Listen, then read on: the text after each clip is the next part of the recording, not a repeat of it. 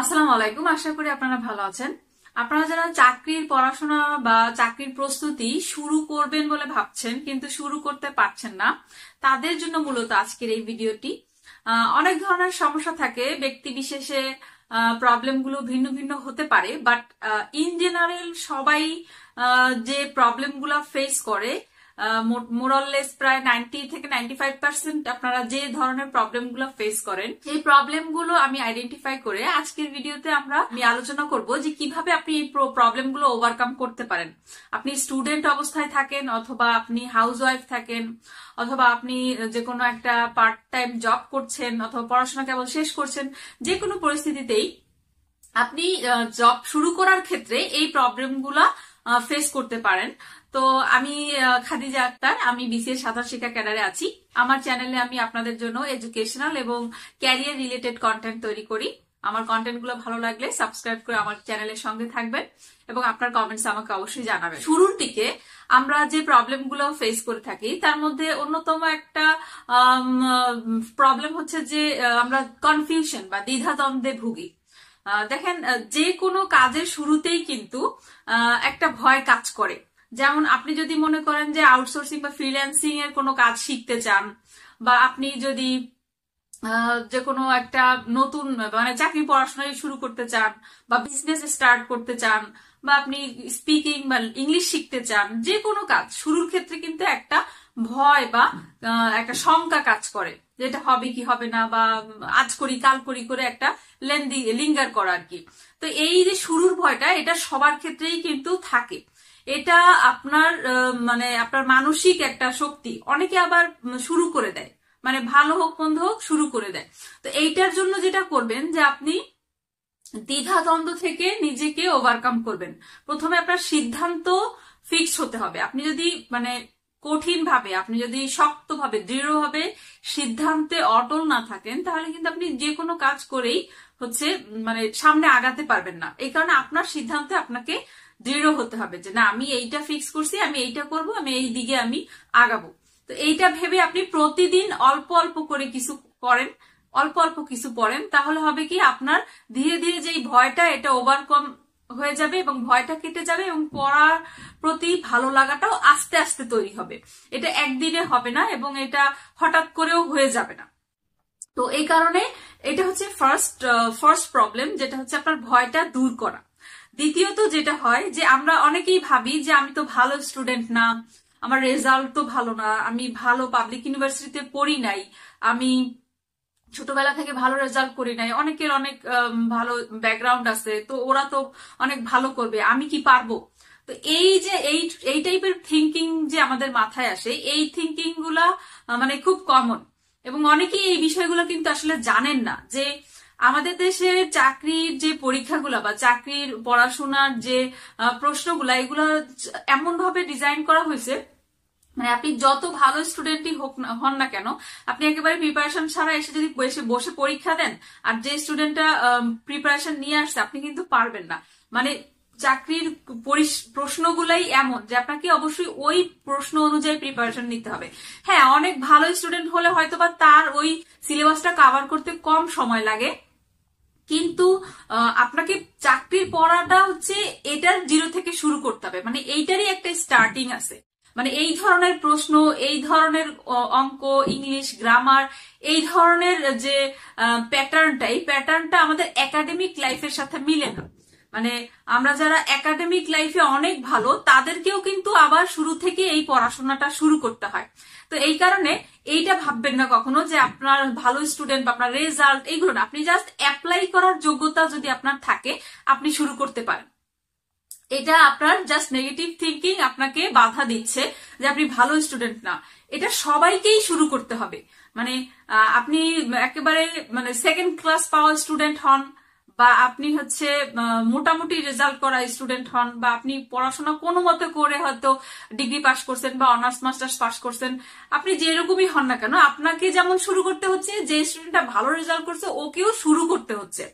অনেক গ্যাপ থাকে আমাদের, এই গ্যাপগুলো এই পড়াশোনাটা আপনি যত দ্রুত হচ্ছে কাভার করবেন, সিলেবাস পড়বেন বা পরীক্ষা দিবেন, এইটার উপর ডিপেন্ড করবে যে আপনি চাকরি পাবেন কি পাবেন না।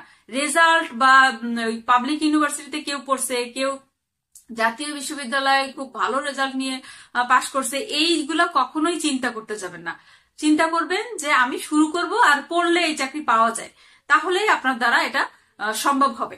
আর অন্য আরেকটা প্রবলেম শুরুর দিকে যেটা হয় যে কোন বই পড়বো, এইটা নিয়ে আপনারা অনেক বেশি কনফিউশনে ভোগেন যে অনেক ধরনের বাজারে বই পাওয়া যায়, কোনটা রেখে কোনটা পড়বো, কোনটা পড়লে ভালো হবে, এটা নিয়ে খুব বেশি সময় কালক্ষেপণ করেন।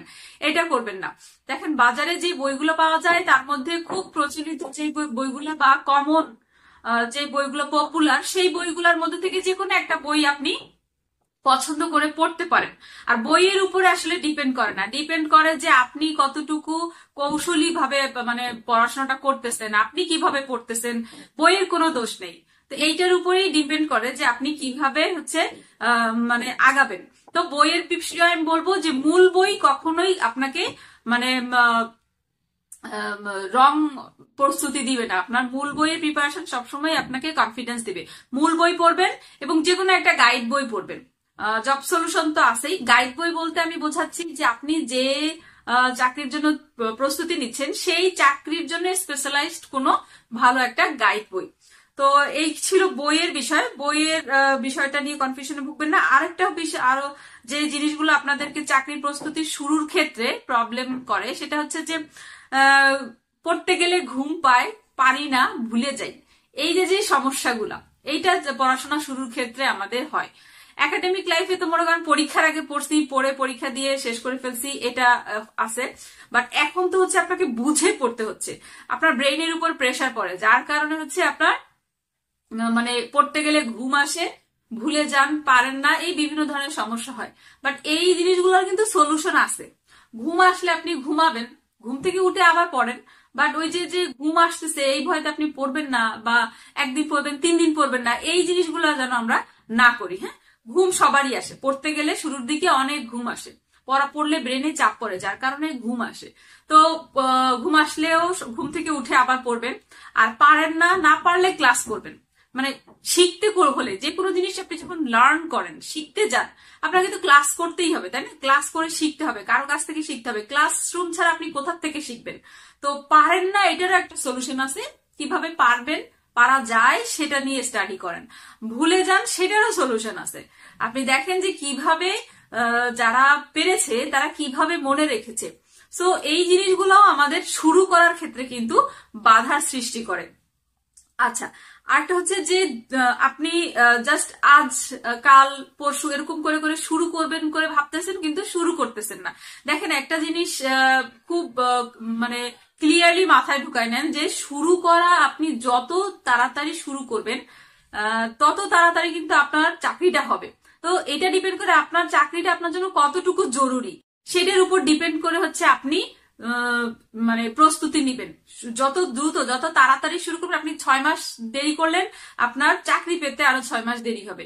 এই কারণে আপনি পার ডে মানে প্রতিদিনের প্রস্তুতিটা আগে লিস্ট করেন, যে আজকে আমি হয়তো খুব বেশি টপিক নিবেন না, অল্প টপিক নেন, বাট প্রতিদিন আপনি কি টার্গেট করলেন সেইটা আগে সিলেক্ট করেন, যে আমি আজকে অন্তত এই 2টা টপিক বা এই 3টা টপিক আমি শেষ করব, বা এই একটা টপিক শেষ করব।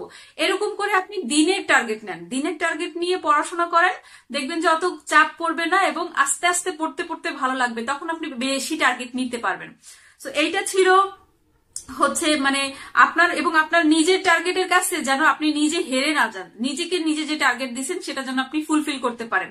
নিজের কাছে নিজের হার কারোরই মানে প্রত্যাশিত নয়। এরপর যেটা হয় যে আমরা বলি যে সময় পাই না। আমরা যারা দেখা যাচ্ছে যে বিভিন্ন সংসার করি বা পার্ট টাইম একটা জব করি, বা অনেকে আছে যে স্টুডেন্ট আছি, মানে এটা একটা অজুহাত যে আমি সময় পাই না পড়ার জন্য। সময় তো আপনাকে বের করে নিতে হবে, সময় আপনি পাবেন না। যে কোনো কাজ করার ক্ষেত্রে, ভালো কাজ মানে আপনার নর্মাল প্রফেশন বা নর্মাল যে ডেইলি লাইফ, এইটার পাশাপাশি আপনি যদি আরেকটা কিছু করতে চান, তখন আপনাকে কেউ সময় দিবে না। আপনার প্রয়োজন অনুযায়ী আপনি সময় বের করে নেবেন।